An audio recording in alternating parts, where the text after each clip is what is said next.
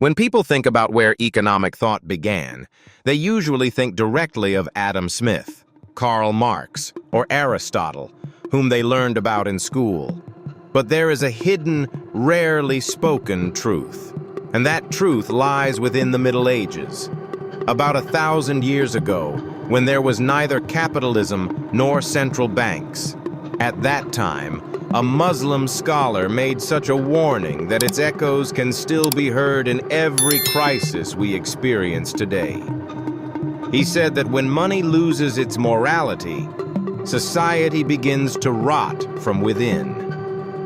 And when we look at the world we live in now, perhaps he understood us better than we understand ourselves.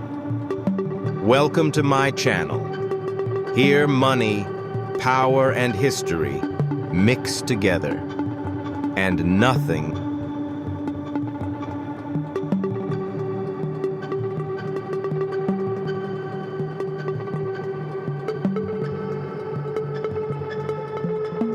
is as simple as it seems.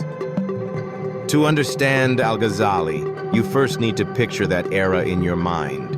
It is approximately the 11th century. Europe is shattered, poor, trying to recover from the destruction of the Middle Ages. But the Islamic world shows a completely different picture. A vast geography stretching from Spain to Persia, wealthy cities, crowded markets, centers of knowledge, Baghdad, Damascus, Cairo, the great metropolises of that time. Caravan routes full of silk, spices, silver, textiles, trade happening in the markets, and scholars debating philosophy, law, medicine, astronomy. Everything is developing. Society is getting richer, and as it becomes richer, it changes, both for better and for worse. It is in this period that Al-Ghazali appears, a philosopher, jurist, theologian, and most importantly, a critic. He was a scholar who explained the nature of the self, and also a thinker who understood how the monetary system worked. Born in 1058 in Persia, Al-Ghazali gained great fame at a young age. He became one of the most famous teachers. But what made him famous was not only his knowledge. He saw the things in society that were not going well, rapidly increasing wealth, and an even faster growing emptiness. Money was increasing, but meanings were disappearing. Society looked strong on the outside, but inside it was slowly hollowing out.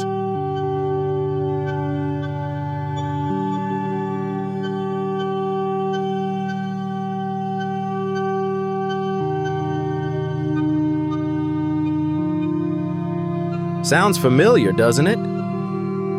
Al-Ghazali asked a question that still hasn't lost its relevance.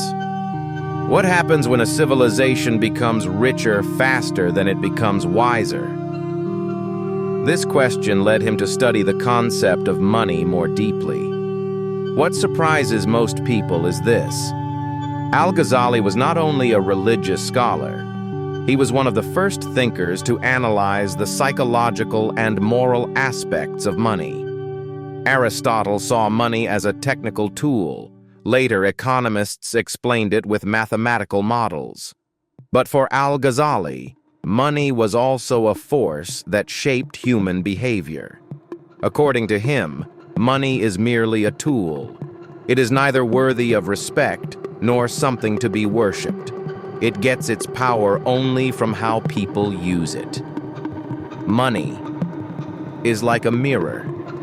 A mirror has no value on its own. It gains value only from what it reflects. Money is the same. And from this approach, he reached one major conclusion. Money that is stored away is dead money. Because money that does not circulate does not feed people, does not create trade, does not open workplaces. It suffocates society. He called it freezing the blood of society. This is very similar to today's criticism about the wealthy hiding billions in tax havens.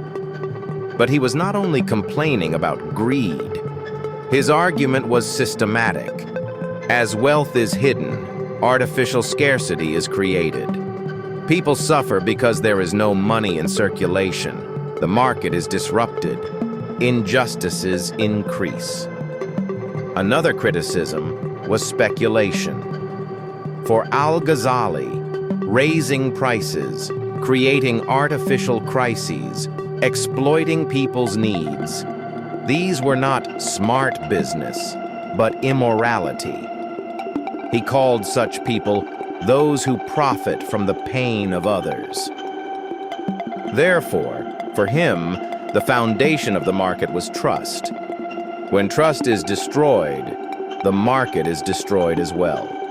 Today we have terms like information asymmetry, moral hazard. But he wrote the same ideas in simple language 1,000 years ago.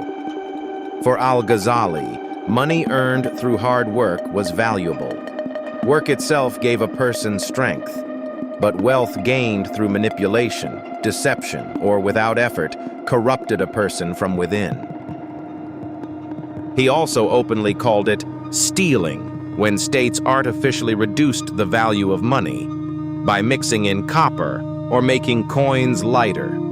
According to him, when a ruler does this, trust dies among the people, the market collapses, and the poor suffer the most. History showed that he was completely right. A society that does not trust its money finally escapes to other currencies. Germany, Zimbabwe, Venezuela, Argentina, all show the same picture. But Al-Ghazali's deepest idea was related to human behavior. When a person is afraid, he hoards. When he becomes greedy, he tries to deceive. And when everyone deceives, he justifies himself too. When society reaches that point, decline has already begun. His message was very simple. To fix the economy, you must first fix human behavior. Because money is not just metal or paper. Money is a system of belief. When people stop believing in it, money loses its power. For this reason, his ideas are even more relevant today. Because now the world is full of record debts, inflated markets, weakened trust, and increasing inequality. As Al-Ghazali said, where there is no justice, abundance does not last long. In the end, economies collapse not because of numbers, but because of people. When trust is lost, everyone loses.